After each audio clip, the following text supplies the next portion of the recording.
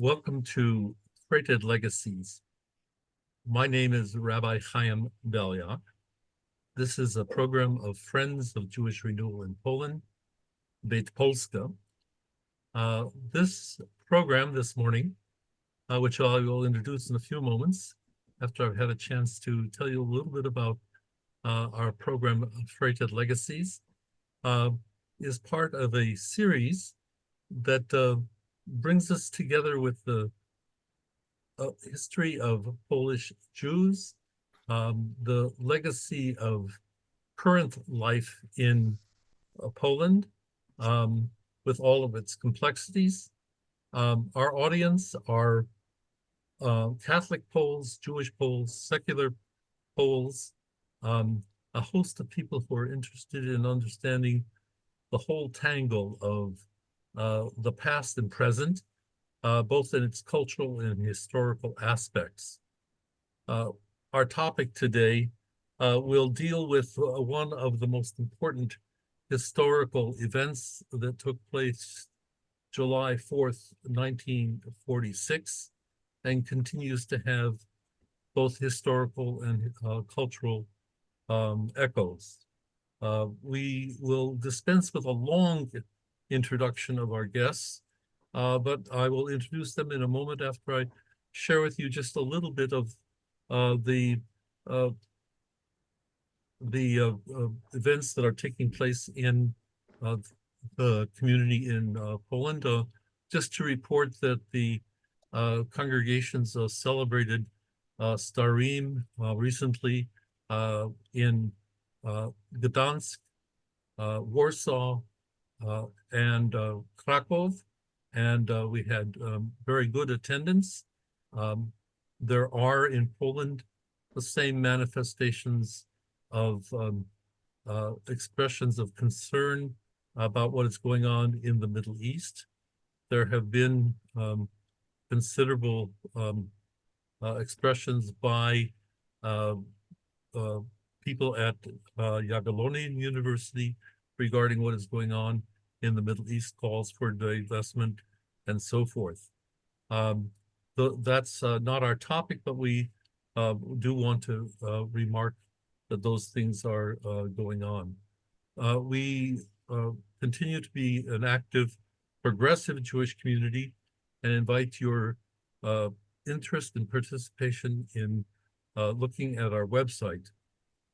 Today, I want to turn to the topic of our conversations because we have an unusual array of riches as we begin this program today.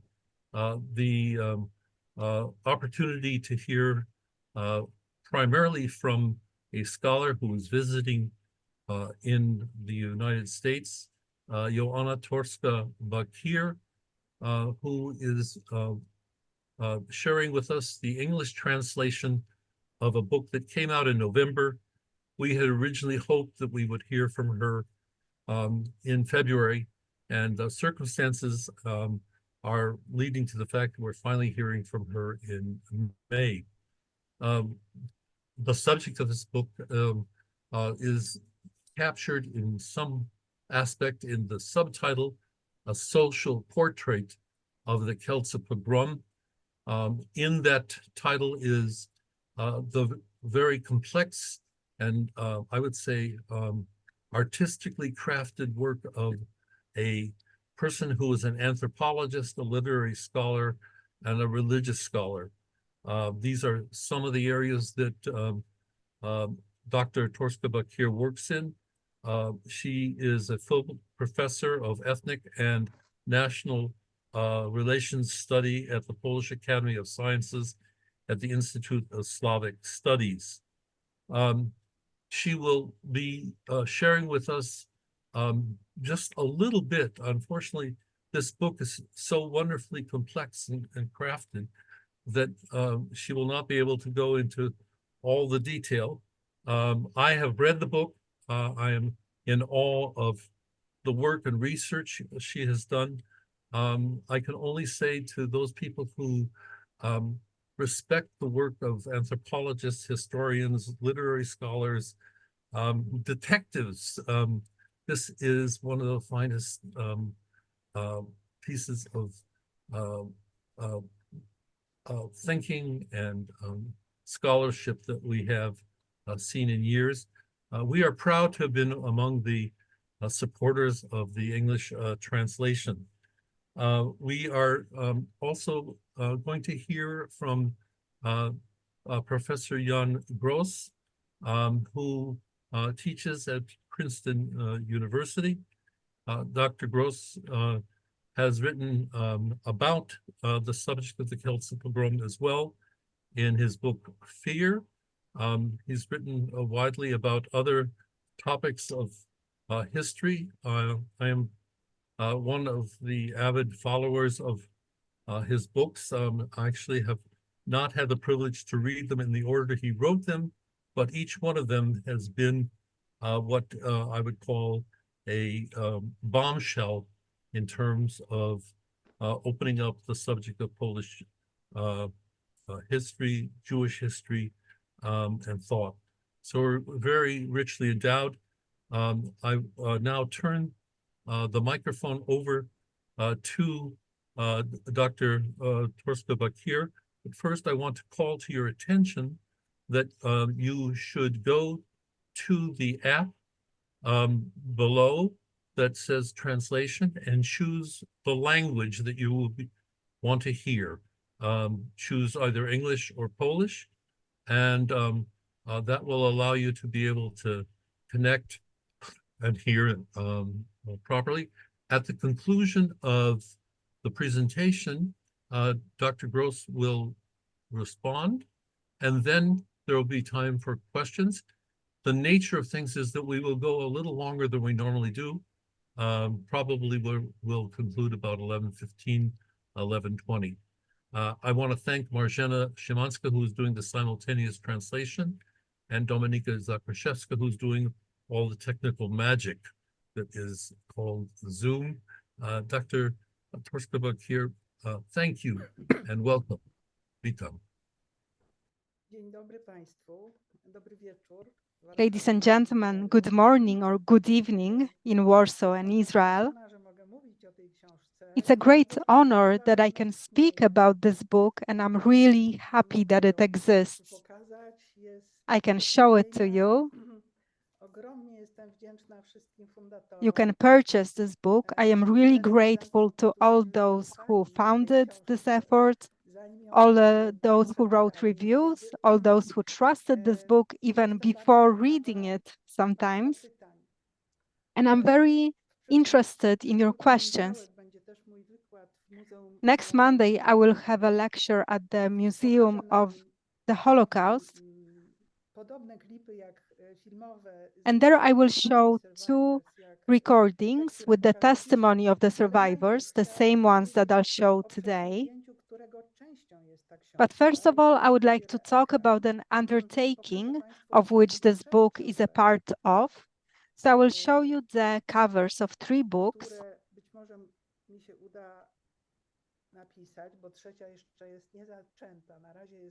The third one is just an idea. It will be published in the future. So we have the book Cursed that has been published in English. The other one has to do with the Krakow pogrom, and the English title can be Charivari. And this book will be launched on June 26th of this book. It will be launched in the Polin Museum and the next day at the Festival of Jewish Culture in Krakow.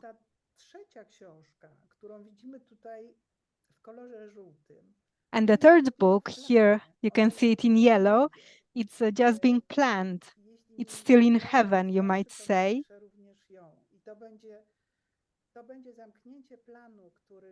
So I'm planning to write this third book, and this will close a certain project. So I want to sum up the topic of the largest pogroms in Poland after the war. And that was my intention when I started to research the Kielce pogrom.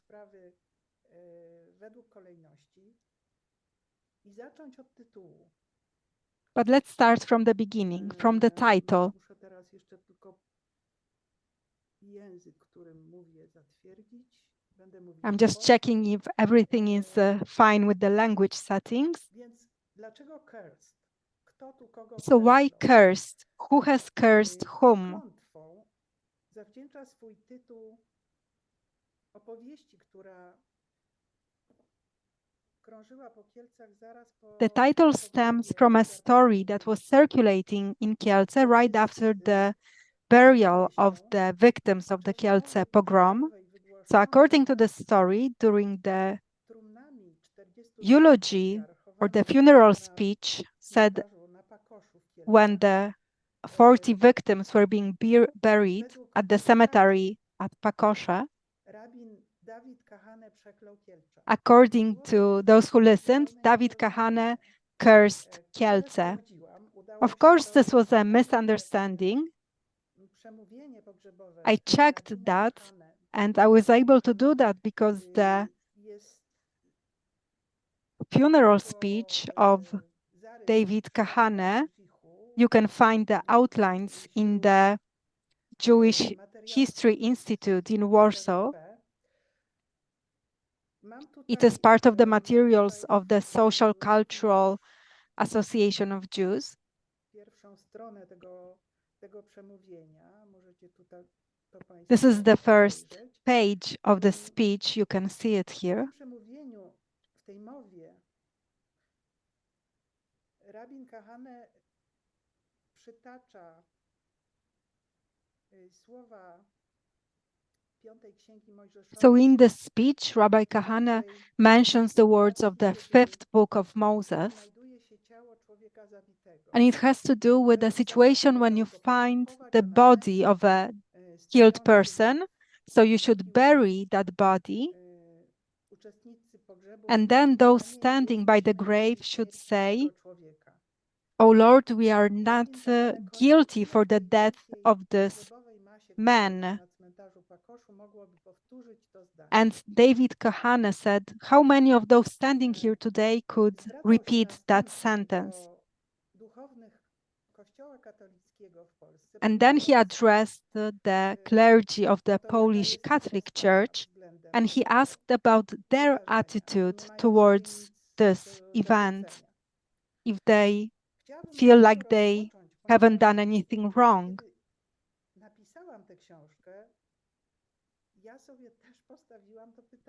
So when I wrote this book, I asked myself this question. So I asked the primate of Poland, Archbishop Wojciech Polak,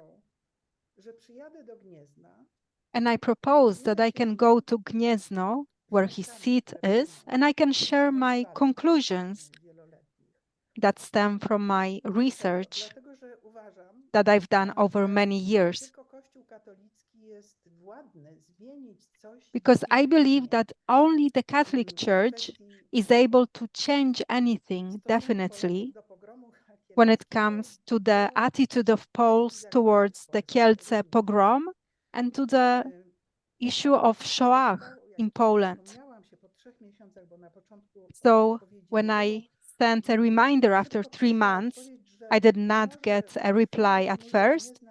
He said that maybe I don't have to come to Gniezno, but maybe I could talk to Bishop Markowski, who is a delegate of the Polish primate for Christian Jewish matters. Of course, I did that right away. I wrote to the secretary and I got a confirmation that my letter has been printed out and put on the desk of Bishop Markowski, who went skiing, and he was supposed to contact me when he came back from his skiing trip, but he never got in touch. And well, I'm quite embittered about that, although I didn't have much hope that such a conversation would happen. But nonetheless, I wanted to try, because we cannot reverse, take back the evil that has happened, but we can limit it in some way. How can we limit it? so that it won't spread anymore, because evil is not something that is motionless, that stays in one place. So it's about limiting evil, and we can do it by saying the truth. So that was my intention when I was writing this book, and when I'm writing the next one. It's about telling the truth. It's a kind of metaphysical intention. And that's because when you say the truth, there are some things which you may call miraculous. After publishing this book, Cursed, I've been receiving many different letters. As it turns out, also from the descendants of the victims of the Kielce Pogrom.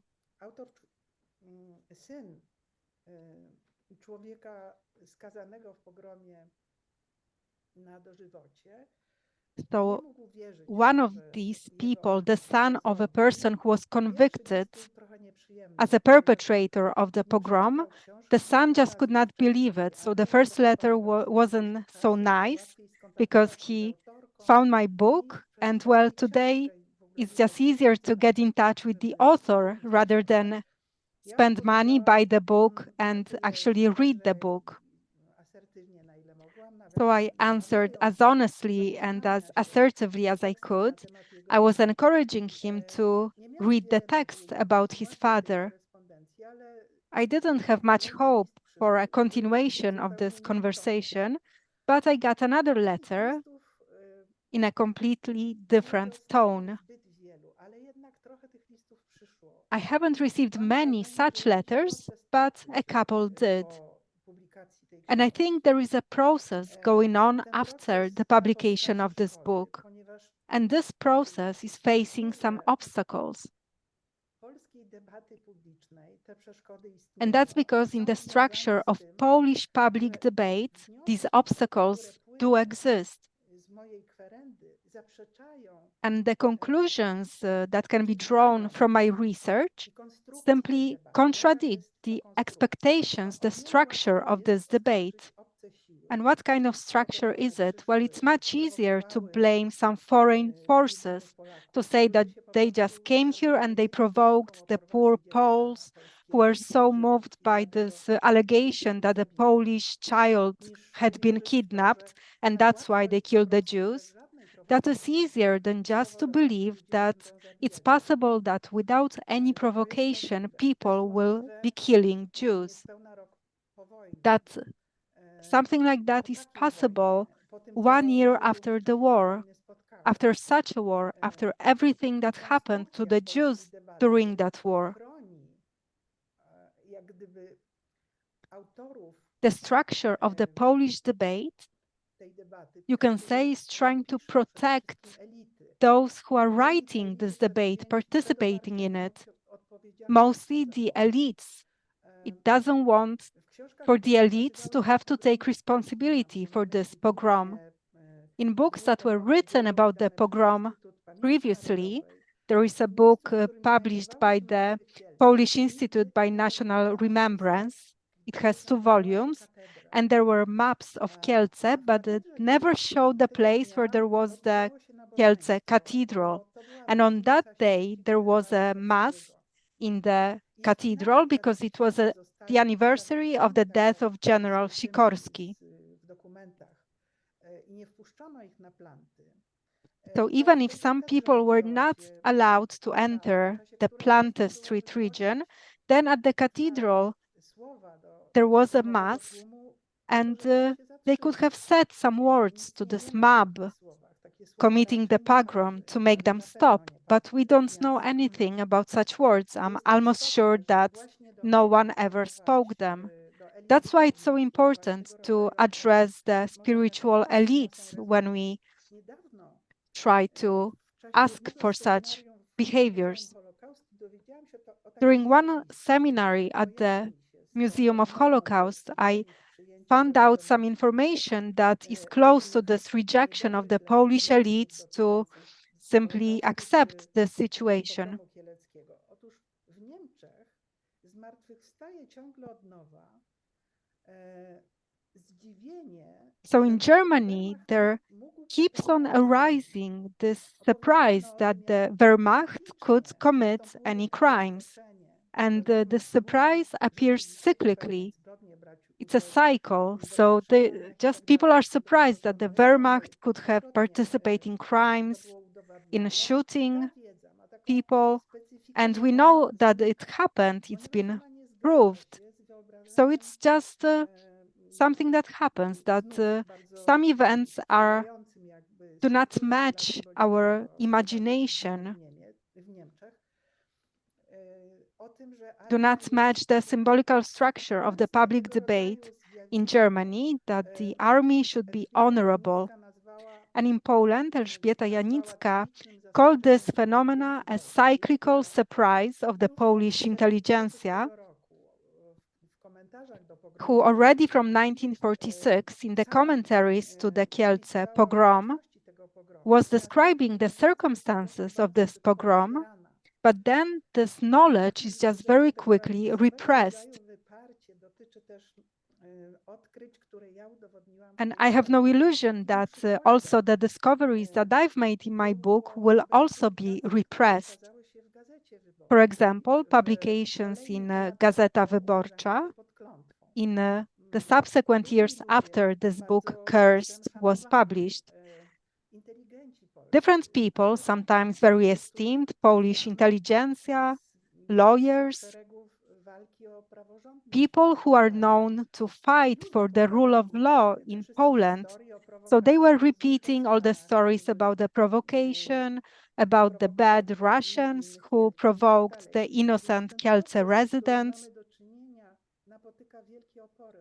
So this process that we're seeing is facing many obstacles. So it's not something that goes in one direction, that is clear. It's very difficult. And as we confront it, we have to be aware that the price is very high, that we are fighting for something very important. It has to do with this curse after the pogrom that will be hanging over the Kielce residents, over all the Poles, as long as the truth is not expressed. But now there is a very good message.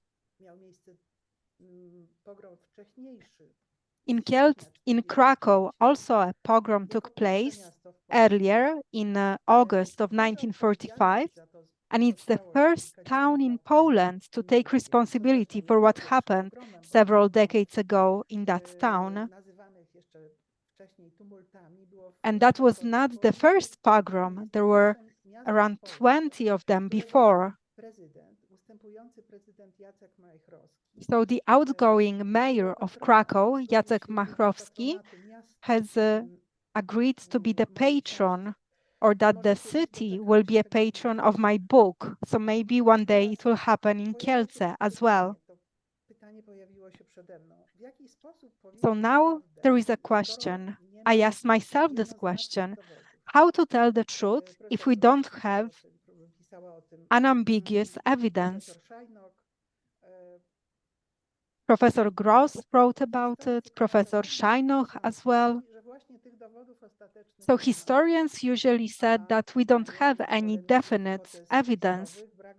And according to those who love conspiracies, lack of evidence is the best evidence.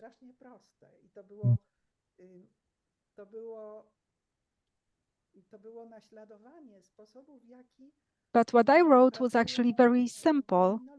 I was trying to imitate the way that crime investigators work. I was just trying to find out who was there on site. So that's my method. I would take every last name that contained any personal data, and I was checking it. It was simply researching each and every last name in the Polish Institute of National Remembrance. And I could also tell you a lot how such a research affects the human psyche. But at the same time, it gives a lot of satisfaction, because well, you find all the information, w porywach kilka tysięcy wniosków o kwerendę but osobową. sometimes I had to file several hundred, sometimes several thousands requests for someone to search the archives to find out who was that person, what they did before the war, what they were doing during the war and after the war. And the conclusions derived from this research were the most outstanding and extraordinary. So contrary to what is thought about the circumstances of introducing communism in Poland, so in Kielce to a small extent, in Krakow a little bit bigger, but it wasn't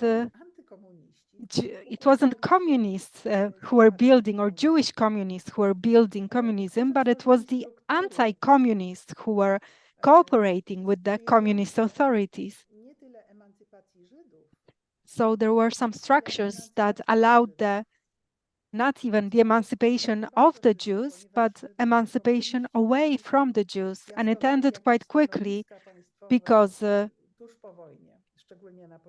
communist Jews, even if they held any state positions below the central level, 1 year after the Krakow pogrom, as I proved in this new upcoming book, they were leaving Poland in a panic because they already understood the kind of agreement that was made with them.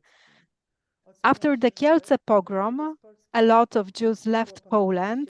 It's estimated that it's about 200,000 Jews. And that was the end of a certain dream of Polish Jews that emancipation is possible in Poland of a kind that they would expect.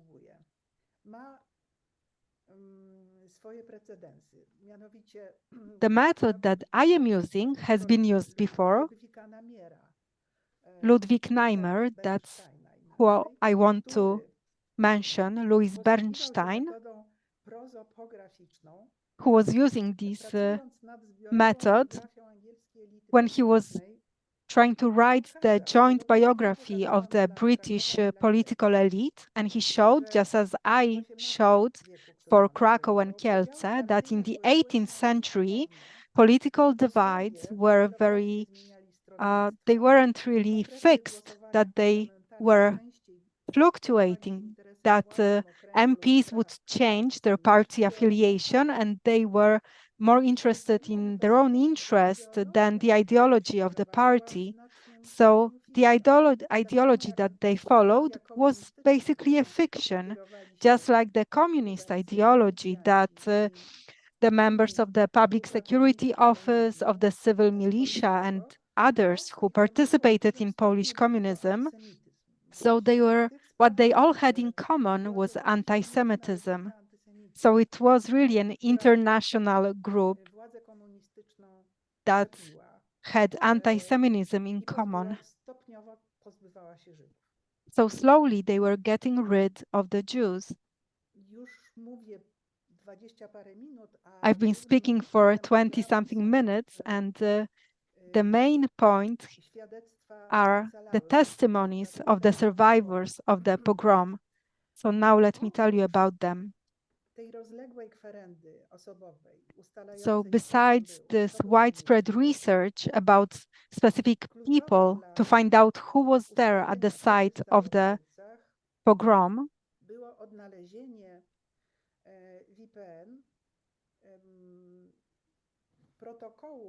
another key factor was the fact that I found in the Polish Institute of National Remembrance, I found the recordings that were done in the 1990s in Israel by Piotr Miłosz and Mr. Weichert.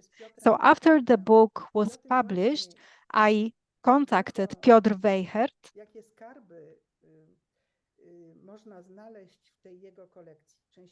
And in his collection, there are some real treasures. I would like to share some of them with you.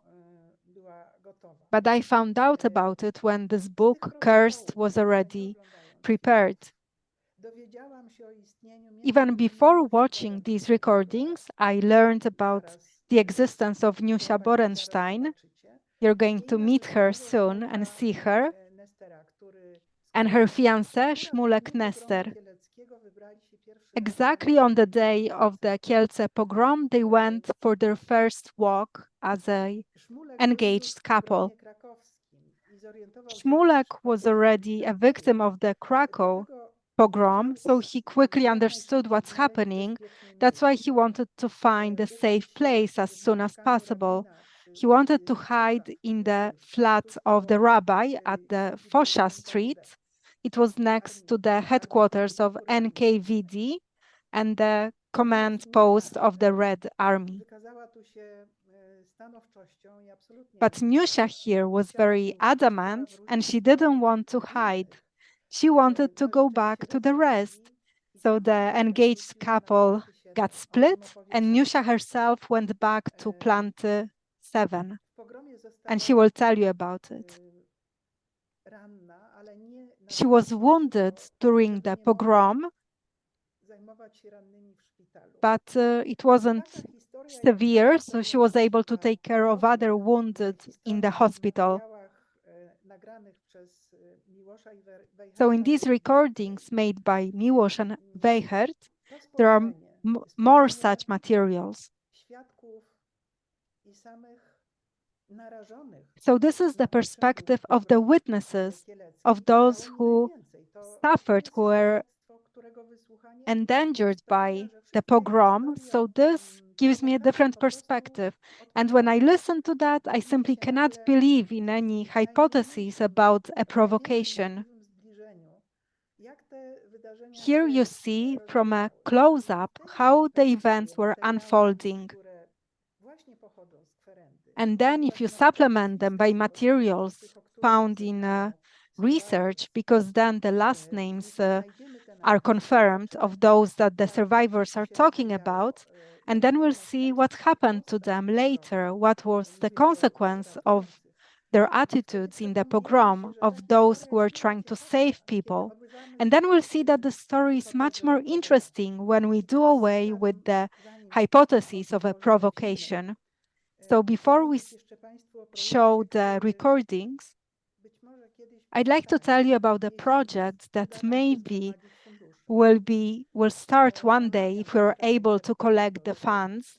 And I'm trying to talk Piotr Weichert into it,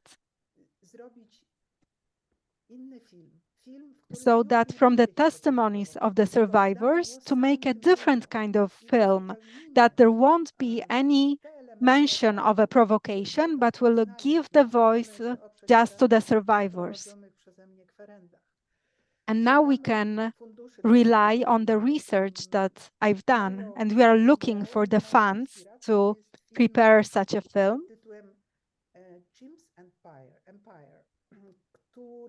And that's my inspiration, a film, Empire, that you can see on Netflix, a chimps empire. It's about chimpanzees, actually.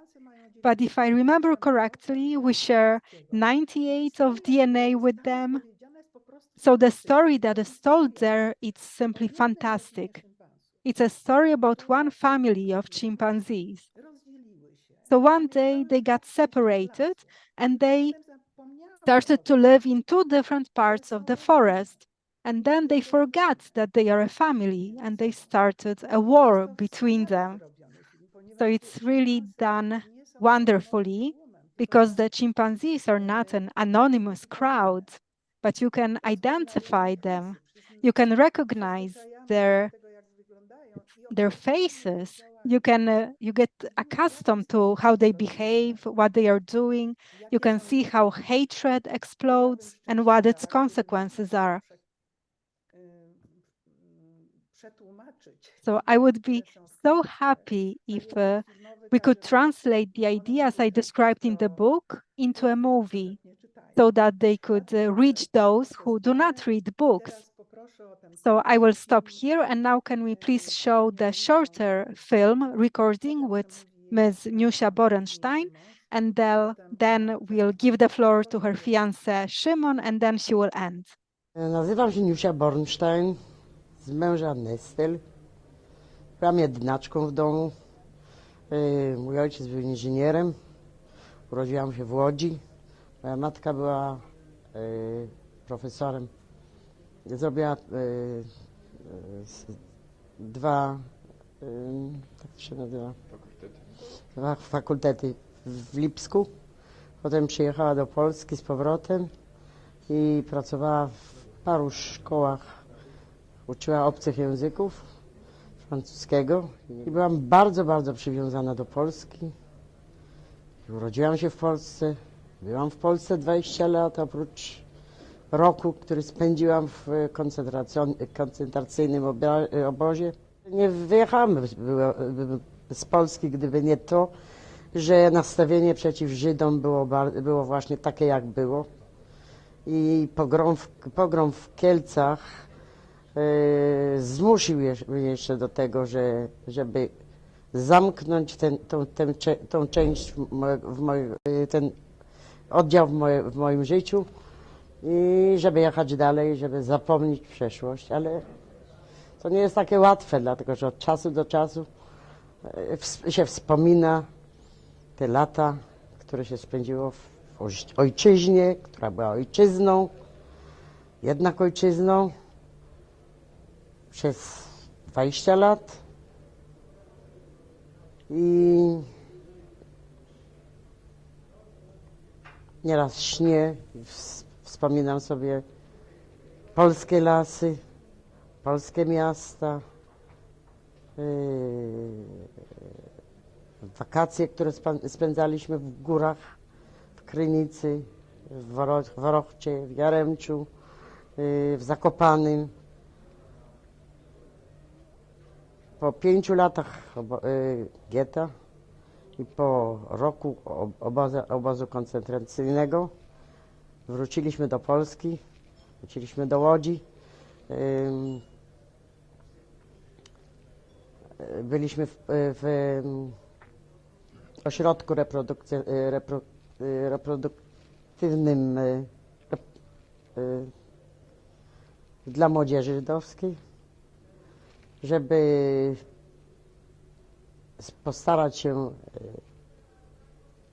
przygotować się do pracy ciężkiej, która nas będzie tutaj czekała i żeby nauczyć młodzież, która z nami razem będzie jechać do Palestyny, trochę o Palestynie, znaczy o Eretz Israel, jak to się teraz nazywa. Po skończeniu kursu instruktorskiego pojechaliśmy do Kielc, ja i mój mąż, żeby tam prowadzić zajęcie młodzieżą, która przyjechała z Rosji, wróciła z Rosji i która się zorganizowała, żeby jechać do Palestyny. Tego dnia, krytycznego dnia, wyszliśmy na spacer. Zostawiłam mojego męża, znaczy mojego narzeczonego, wtedy już zostawiłam go na ulicy, wróciłam do kibucu i po drodze się słyszało te wszystkie przekleństwa, te wszystkie obraźliwe słowa.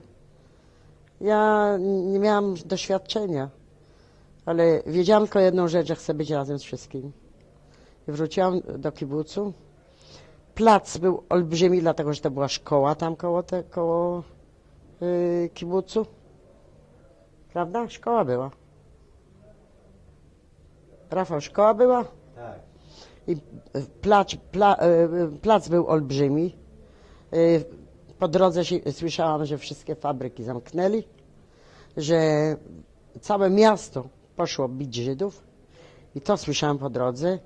I nie wiem, jak mi się udało przez ogromną masę ludzi przejść i oni mi zostawili przejście. Ja mówię, ja chcę tam wracać, a po co pani tam wraca? Ja chcę tam do tego domu wejść. No jak pani chce, to niech pani wejdzie. I się śmieli. Nie powiedziałam, że tam mieszkam.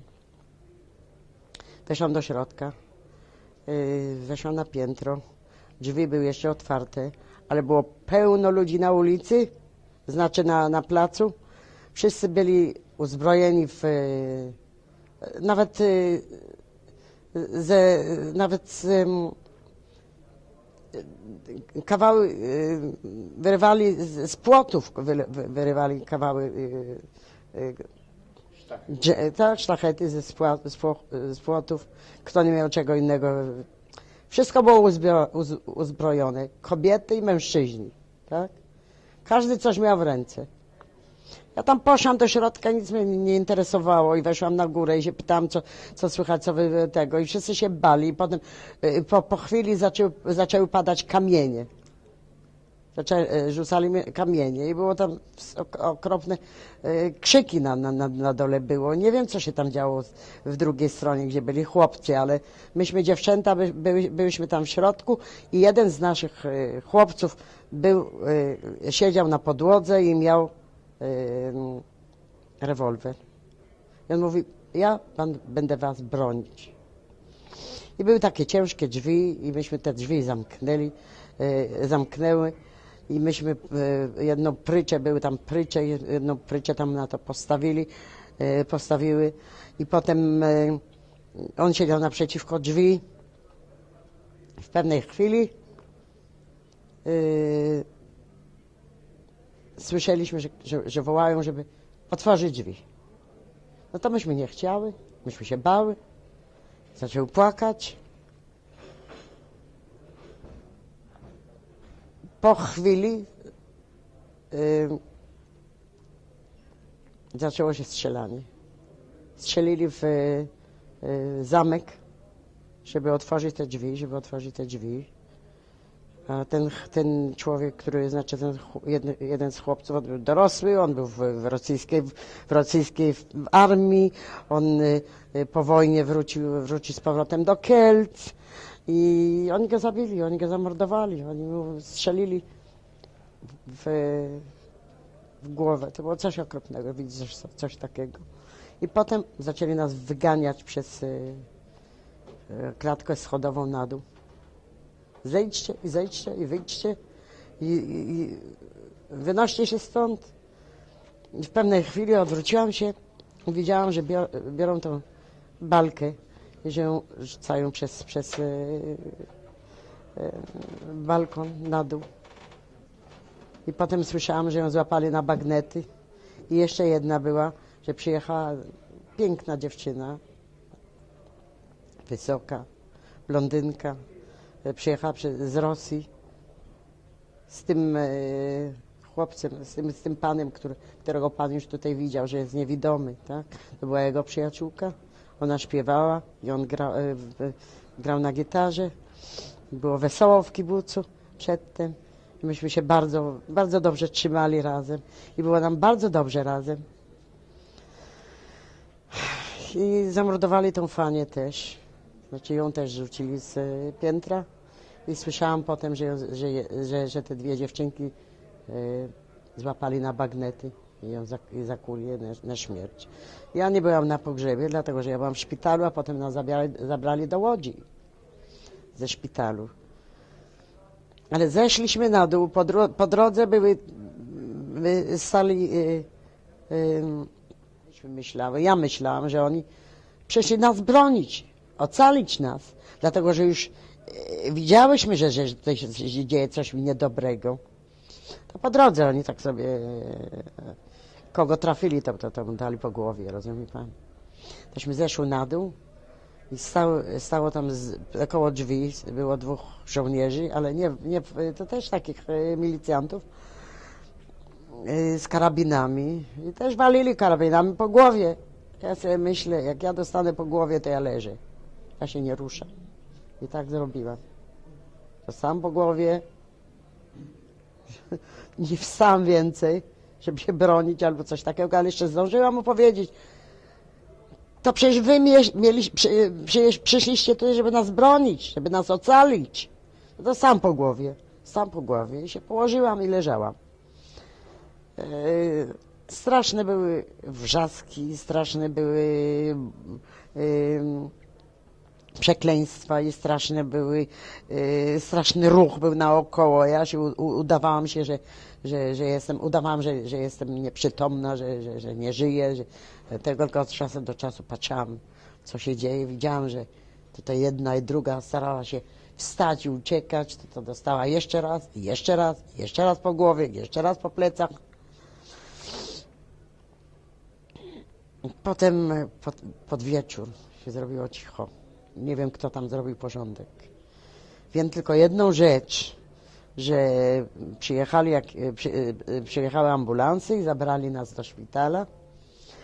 I potem zaczęli się nami opiekować, tak? A pierwsza rzecz, którą zrobili, ogolili nam głowę.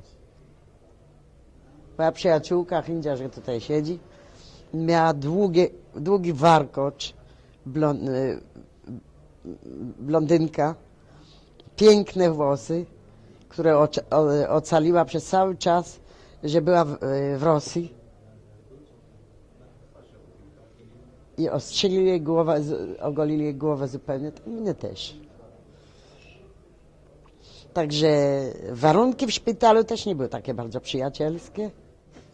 Ja, to się czuło w powietrzu, że się słyszało, że szkoda, że was nie zabili, szkoda, że wy jeszcze żyjecie, szkoda, że wszystkich nie zabili. Tam były, że to były zakonnice, nie? W szpitalu. Zakonnice tak mówiły. To w ogóle nie jest chrześcijańskie, żeby tak powiedzieć, że szkoda, że ludzie nie zostali przy życiu. Tak, nie powiedziała szkoda, że nawet pani się nie musi mną opiekować, dlatego że mnie nic nie jest. Ja dostałam tylko po głowie, mnie boli, ale to mi przejdzie. Ja tylko trochę jedyny potrzebuję. Ja wam jeszcze pomogę, żeby się opiekować rannymi. I zaczęłam się opiekować rannymi tam wszystkimi, których znałam. Karmić ich, siedziałam tam, dopóki nie przyszli, nie zabrali nas do Łodzi, do kibucu z powrotem. I to jest, powiedzmy, koniec wszystkiego. Ja myślę, że to było spontaniczne, ale to na pewno była jakaś grupa bardzo krańcowa, tak? Antysemitów, którzy chcieli doprowadzić do takiego stanu i prawdopodobnie, że to spacerowało po całej Polsce, że to byli ludzie, którzy organizowali tu i organizowali tam przez cały czas pogromu, znaczy tego samego dnia czy dzień przedtem mordowali ludzi w pociągach. O tym wy wiecie, tak? Także to było widocznie zorganizowane, ale kto to zorganizował, ja nie wiem, ale ja myślę, że to nie była rosyjska robota. Rosjanie nie lubili się mieszać. Rozumie pan? Oni może nie pomagali, tak? I nie lubili się mieszać, a nie wyobrażam sobie, że oni tam ten cały interes zorganizowali albo... Ja mówię, że to jest zupełnie polskie. Strzelania nie było dużo strzelania. Ja nie słyszałam dużo strzelania. Ale w takich warunkach nie mogę powiedzieć dokładnie, ile razy strzelali, tak? Ale mogę powiedzieć, że ludzi było tak jak maku. Tak jak maku. I wiem dokładnie i mogę przysięgać, tak, że zamknęli fabryki i wszyscy poszli mordować Żydów. I mówili to po drodze i ja to słyszałam. Ale kto to wziął do serca? Myślałam, że mówią, przeklinają, że straszą, że ja wiem co. Żydzi do Palestyny, Żydzi do Palestyny. Ta historia z dziećmi chrześcijańskimi, że się zabija na macę, to przecież od średniowiecza już idzie. Kogo można obwiniać? Kogo można obwiniać? Czy pan może wiedzieć dokładnie, kto tą kaczkę puścił? Nie może pan wiedzieć. Ale nie wyobrażam sobie, żeby Rosjanie byli winni. Rosjanie mnie wyzwolili z obozu koncentracyjnego. Ja z moją koleżanką, która się nazywa Niusia, a teraz jest moją żoną, żeby była zdrowa, postanowiliśmy pewnego dnia lipcowego, piękny poranek był lipcowy, wyjść na spacer. To był pierwszym razem, że wyszliśmy prawie na spacer z tego kibucu. Po drodze zaczęliśmy słuchać krzyki, opowiadania, przeważnie Polki. Jedna opowiadała, że spotkali, że znaleźli w piwnicy 10 dzieci. Druga skoczyła. To było, że znaleźli 12 dzieci zabitych. Więc wyszliśmy na ulicy i widzieliśmy od razu, co tu się dzieje. Ja zrozumiałem, że tu jest bardzo niebezpieczna rzecz i zaczęliśmy się oddalać od Plantyszewa. Szliśmy różnymi drogami, ulicami właściwie, żeby nie być na głównej ulicy. I tak doszliśmy do głównej ulicy, gdzie była UB i gdzie Rosjanie byli. Brama tam była ciężka brama w UB i tam, gdzie Rosjanie byli. Ciężka brama i ta brama była tym razem zamknięta. Ja wiem, że na tej ulicy mieszkał lekarz nasz z kibucu i od czasu do czasu szliśmy tam, to zawsze ta brama była otwarta. A w tym dniu była zamknięta brama na 10 spustów. I ja do mojej koleżanki, do Niusi powiedziałem, wiesz co, może się ukryjemy gdzieś tutaj będzie bezpiecznie, bo tutaj Rosjanie są, tu jest UB, tu na pewno będzie bezpiecznie. Ja tak patrzę się i tam jest jeszcze jedna brama maleńka, malutka brama taka i tam od czasu do czasu ta brama się otwiera i wchodzi jakiś Żyd. I potem jeszcze raz ta brama się otwiera i znowu tam wchodzi Żyd. A ja mówię do mojej koleżanki, Jusia, chodź wejdziemy tutaj też. Jak ja do niej powiedziałam, to ona mi powiedziała, to ja wracam. Wróć ty też. Co będziesz z wszystkimi, to będzie ze mną też. I nim ja się zorientowałem, co tu ma być, Niusia już nie była. Ona wróciła. Mogłabym jeszcze długo komentować te nagrania i pokazywać. I could give you many comments about these recordings. I could show you more of them, but I'll just say one sentence. It's a very ironic moment to listen today to this when Jews hear that they should go back to Poland. Thank you very much. I want to thank you, Joanna, for your very moving report. I read the book, but I did not see this verbal film, which is particularly shocking. I want to now turn to Dr. Gross for his reaction, which will also be delivered in Polish. And I'm sure that people are sharpening their pencils. They can ask questions on the Q&A form or on the chat. Dr. Gross?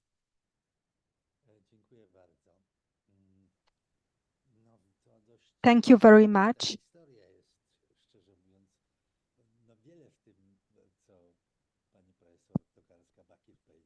It's quite an extraordinary history. A lot of the things that I heard are quite surprising to me, I might say. But they are also convincing. Starting from the very beginning.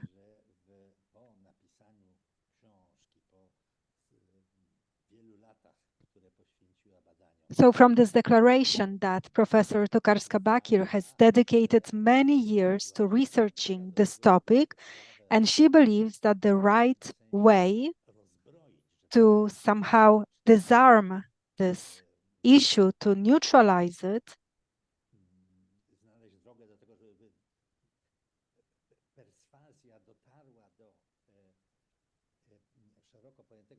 to try to find a way to persuade the public, everyone in the society, that she said that the right way is to talk to those from the church. And I think, well, this says something about the issue of anti-Semitism in Poland. And especially anti-Semitism in the context of various events which are caused by anti-Semitism.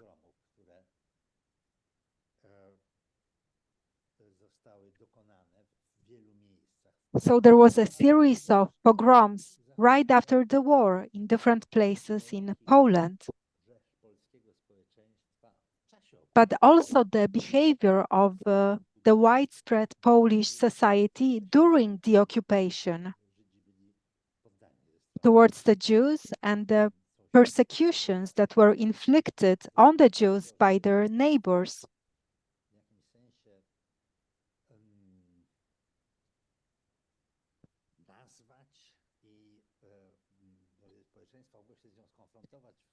So to name all these things, to confront the society with them,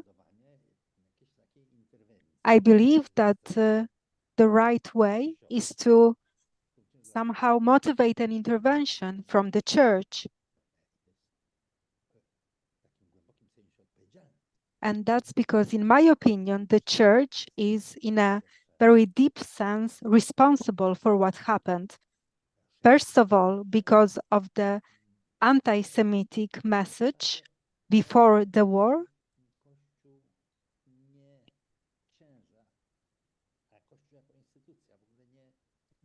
And during the war, the priests or the church as an institution has not reacted, has not opposed the behavior of the widely understood Polish society.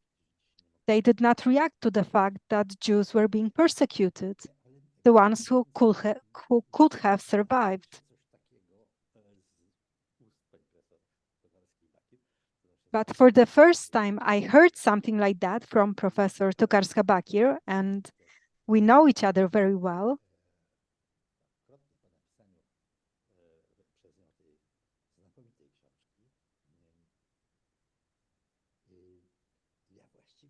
And we spoke several times after she wrote this great book.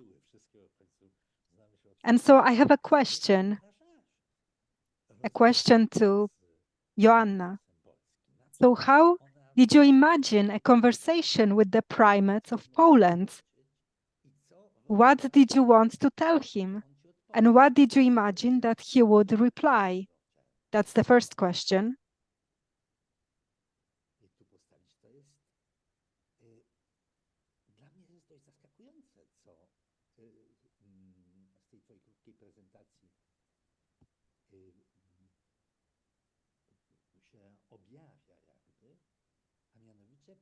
What emerges from your presentation is quite surprising to me.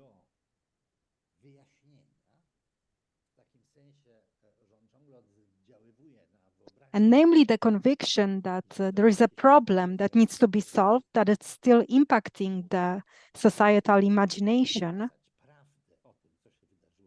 And the thing to tell the truth about what happened in Kielce, that has to go through disarming, rejecting the hypothesis about a provocation.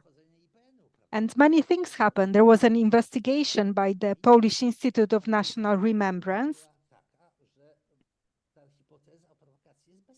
And their conclusion also was that this option of a provocation doesn't make sense, that there is no proof of that.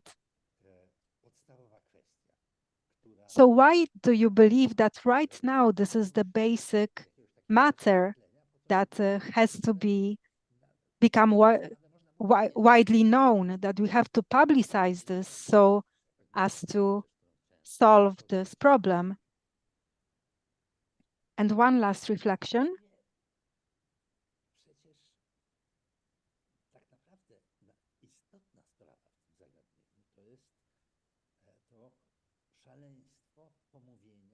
What's actually important in all of this is this madness of the accusation of a ritual murder, of blood libel. And this was so deeply rooted, it was just viewed as something obvious in white societal circles. And you, Joanna, know about this very well. You've conducted large ethnographic studies even before you wrote the books.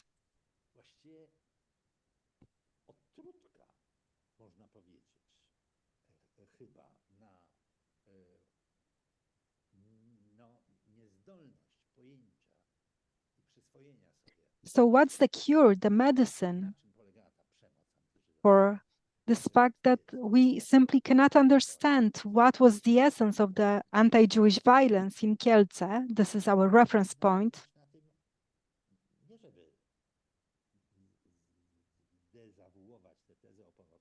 So I guess the cure should not be disavowing the option of a provocation, because there are no arguments to uphold that hypothesis.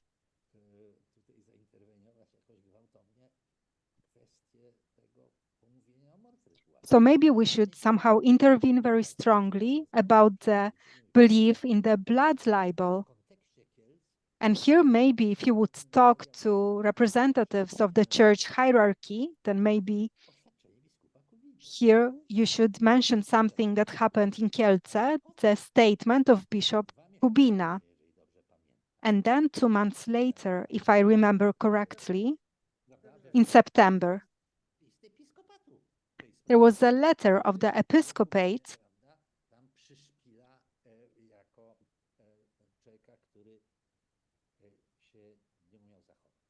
and they are criticizing Bishop Kubina as someone who just behaved badly.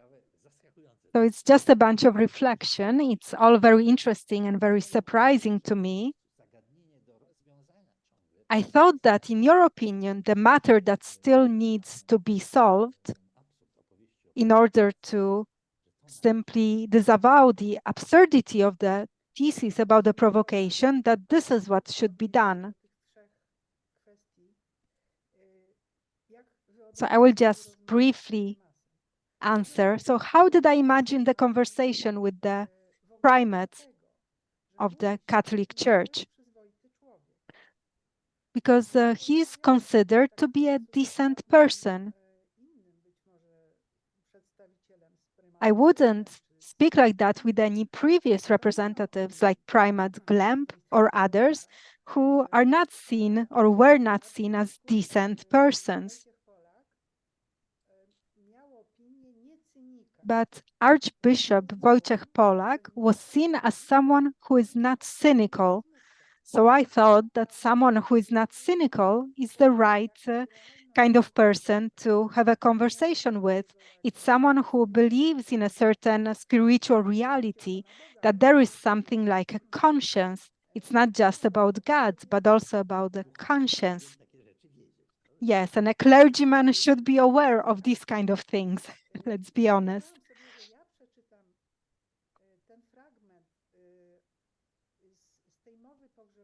So I imagined that I would read the passage of the funeral speech of Rabbi Kahane, who was asking the Polish Catholic clergy, "Where are you?" And I'm sure he doesn't know that there was such a question to the Polish church. So now, after so many years, this woman comes to him and now she's saying, "Please answer this question." That's how I imagined that meeting.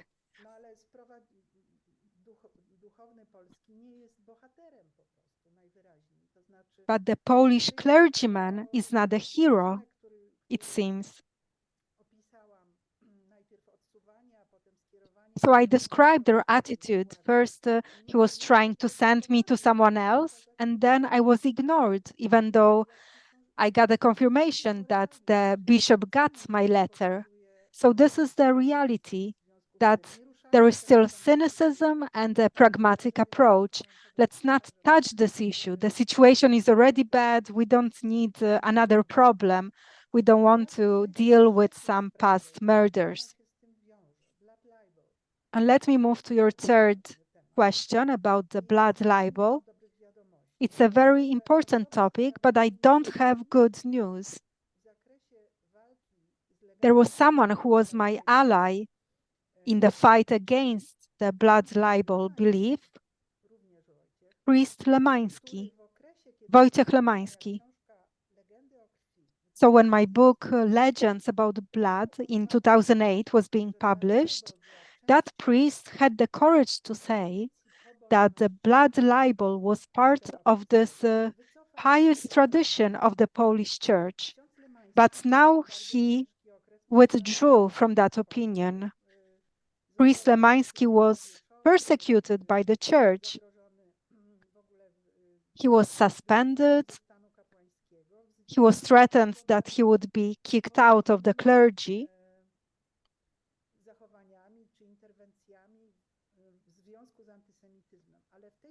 And he was always reacting to anti-Semitism. So here he changed his opinion to one that I don't like so much, but I think he accepted this line of argument of the Church, that the Church is not responsible for the blood libel. And this is madness, because since the 12th century, from William of Norwich, this was an official story of the Church. And I proved in my book that in 1946, Bishop Radoński, under communist rule, he repeated some of these legends, even at a time when church publications did not fall under communist censorship. So this was an official statement of the Church that Jewish murdering of innocent Christians is actually true. And today, when there is a rise in anti-Semitism, also in the United States, this is relevant. But I'll tell you what I found out in Princeton. When I got a scholarship of the European Commission, and I went to the Institute of Advanced Studies, my director, Didier Francais, a French anthropologist, he criticized me for the fact that I am criticizing the peasants from Sandomierz, a Polish small village, who believe in a blood libel. He said, I am criticizing my information sources. Because he said, how do you know what happened in this village of Sandomierz several hundred years ago? Who knows what happened in the past? So imagine when in the small village of Sandomierz you hear about blood libel, and then you go to Princeton, and a French anthropologist who is the head of the social studies school tells you that it might have happened. Simply this lack of knowledge why blood libel is actually libel and not like vengeance about the Jews, this knowledge is just not available to some renowned anthropological researchers, scholars. So in my thinking, I'm going back to some traditional authorities, because I think that without them, like the Polish Catholic Church, the people who tell you that, well, there must be a grain of truth in every legend, that such people will keep on talking that there must be a grain of truth in such legends, even if they have a PhD, like this French gentleman. He doesn't understand that we speak about a libel because it's never been proven that any Jews have ever done that for religious reasons. But he just put forward this thesis that, well, Jews also could kill a child. But this is not blood libel. So we are just facing some demons of the dark. It's this peasants or popular ideology who just doesn't understand what is modern science, that there is this threshold of proof, that you need to have some evidence that this is important. And here I'll answer the other question about the provocation. it's not just Polish peasants who are backwards, but also lawyers and so on. They would also repeat ideas about the provocation, even though Gazeta Wyborcza, the most widely read newspaper that's read by the intelligentsia, and Gazeta Wyborcza, this newspaper, was discussing my book, but Jacek Dubois 3 years later was talking about the provocation. Irena Grudzińska, on my request, wrote to this lawyer, and she told him that this has been researched and there was no provocation by the NKVD, that this is foolishness. And this lawyer said he's not a historian, he apologizes, but he did not say that publicly. So this year, in the Gazeta Wyborcza newspaper, there also another statement that there was a provocation in Kielce appeared. It was written by someone who edits the history part of the newspaper, and I asked them to take that back, and they said, okay, we don't know where this came from, so we won't publish that again. But there was no explanation that, look, here is a book that dispels that idea. So it's simply a fight with some dreams, with the imagination, and people will not stop dreaming. Yeah, it's a madhouse, basically. That's why I went back to this idea to ask traditional authorities.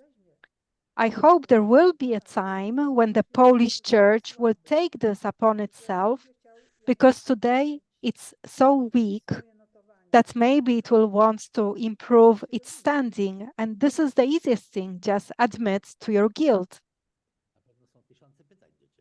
And I'm sure there are thousands of questions that people want to ask you, so I will leave the space to others. Yeah, so now it's time for questions. Will Dominika moderate the questions?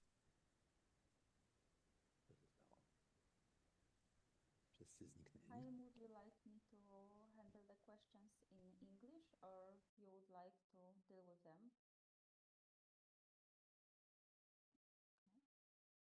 Ja pozostanę może przy polskim, ale mogę... Yeah, so Professor Tokarska will stay on the... She will speak in Polish, but she can listen in English. Okay, so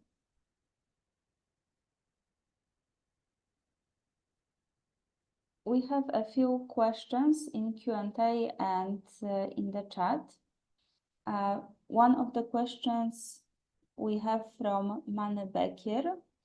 Hi, Joanna, this is Mane Bekir. I just read some detailed information regarding how my cousin Belka Gertner from Ostrowiec was murdered. Nusia reported that Belka was bayoneted. Does this imply that she was murdered by a military unit present there? What kind of military unit?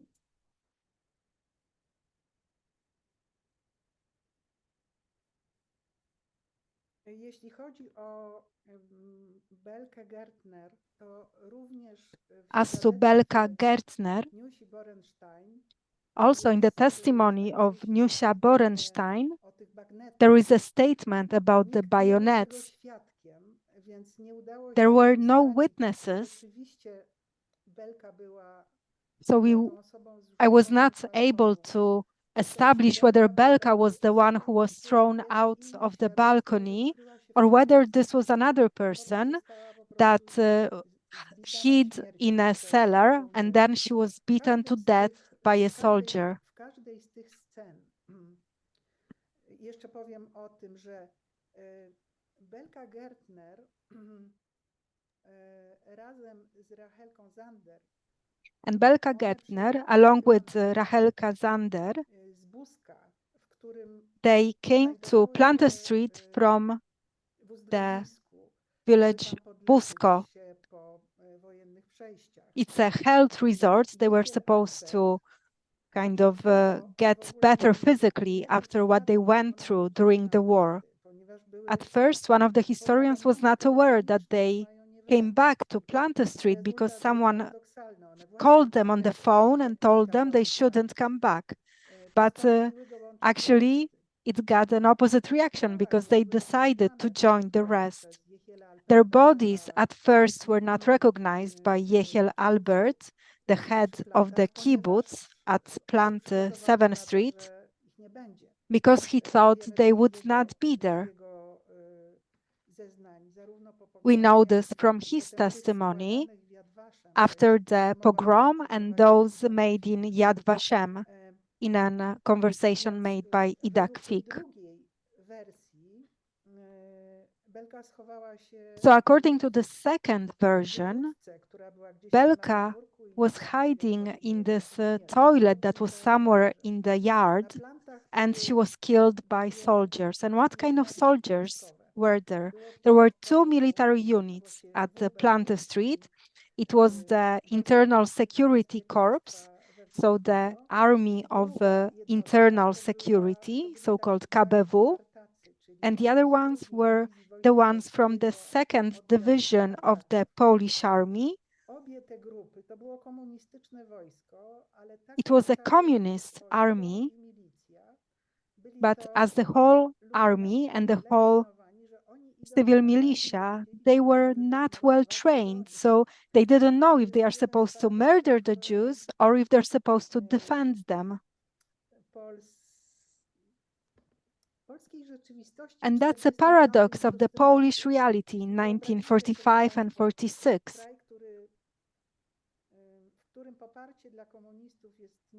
So imagine a country where there is almost no support for the communists, and suddenly there is a mandatory recruitment to the militia, the civil militia, or to the army. So the civil militia was more convenient. You had to sign an agreement for a shorter period. It was easier to get out of it. So it's a situation when you're hiring people who are your enemies. So trying to control such a group is basically impossible. These were people without any training. As I was able to prove through this method of detailed research of their biographies, quite often they would kill Jews during the war. They were in partisan units that were killing Jews, and often they joined the civil militia so that their atrocities would not come out. So the motivation is obvious. This was a group that could not be controlled, and it would not do what we wanted them to do. So on July 4th, some reinforcements were sent from Warsaw, from Góra Kalwaria, and then there was the Soviet army. Unfortunately, we have to say that the Russians actually guaranteed the end of this massacre of the Kielce Pogrom. And if we take into account the attitudes in Poland towards Russians, and the Russians in this situation actually acted decently, although in the Krakow pogrom it wasn't like that, because there they were actually beating the Jews. But this shows why this option of a provocation is so attractive to Poles. Are there any more questions? There are more questions, and I must intervene. I want to acknowledge that there is a very complex question that would require a full seminar. It's in chat. I want to read the questions and acknowledge that they are questions that we will deal with in future seminars. But first, I want to thank our speaker and teacher to whom we are in great debt, Joanna Tokarska-Bakir, for opening up this important topic for us. I must say, as a person who was the producer on a film that deals with the issue of how people are reacting in the city of Kielce. I was a producer on the film Bogdan's Journey. Your idea that somehow we would let just the survivors speak and to put a film together like that, I thought when you voiced it was problematic, but when I had to listen and read just what was said, I began to understand the power of, because I've heard so many of the descriptions and heard so many of the testimonies. I was not aware of, had not seen Nusha's testimony and had not seen her husband's testimony. I had read them in the book, but to see them is very different, very powerful. Thank you so much, Dr. Tokarska-Bakir. I also want to thank Dr. Gross for participating with us. This has been a very important session for us, I think, especially in the context of what we are experiencing now in America. We cannot help but listen to your words and think about these issues with a second set of ears and with a second set of eyes as we watch what's happening on campuses and think about manifestos and so forth. I would also now to return to the questions. I will say that we have plans for one of the people who's also studied the question of blood libel, Magda Tetter, who teaches at Fordham, is going to speak about her book, Blood Libel. In the future, we've just got to agree on a date. So one of the questions is from a rabbinic colleague of mine. I'm going to read the question just so we note it. What are the estimates of how many were killed and wounded? That's well established in the book. When were interviews recorded, and is the couple still together? Yes, they were together. I don't think they are alive anymore. What are the implications for our time now? That's the big question here in America and Europe. Those are big questions. Also concerned about Catholic Church's change. And here I think we have a debate about if there is a change as a result of John Paul II and his two successors, and backlashes in the church. Quite an interesting series of things to debate. And I also want to note the question by David Cater, one of our board members, also asking about the issue of the influence of the Polish Pope. There's a very long question here. I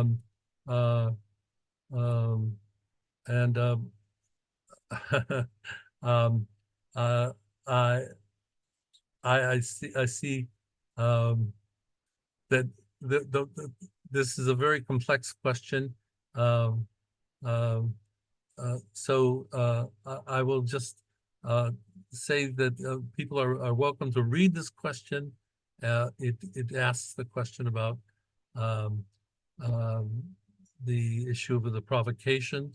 And I want to acknowledge Yona Bookstein and his question.